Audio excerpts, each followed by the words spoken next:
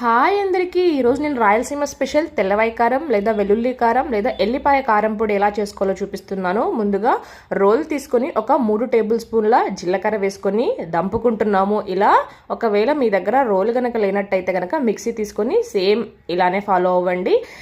జీలకర్ర పొడి మెదిగిన తర్వాత అందులోకి 4 టేబుల్ స్పూన్ల కారం పొడి తీసుకొని ఇంకొక 2 నిమిషాలు ఇలా మెత్తగా దంచుకుంటున్నాము. ఇది మెదిగిన తర్వాత ఇందులోకి ఒక 20 పొట్టుతో సహా ఉన్న వెల్లుల్లి రెబ్బలు కూడా వేసుకొని తగినంత ఉప్పు కూడా వేసుకొని ఇంకొక 5 నిమిషాలు ఇలా దంచుకుంటున్నాము. ఒకసారి మనకి మెదిగిన తర్వాత అందులో ఉప్పు కారం టేస్ట్ చూసేసి సరిపోయినట్టయితే కనుక మీరు గిన్నెలోకి ఈ ఎల్లుల్లి కారంని తీసేసుకొని వేడి వేడి అన్నంలో పెట్టుకొని కొద్దిగా నెయ్యి వేసుకొని కలుపుకొని తిన్నారంటే టేస్ట్ వేరే లెవెల్ అండి. ట్రై చేసి నాకు కామెంట్ సెక్షన్లో కామెంట్ చేయండి.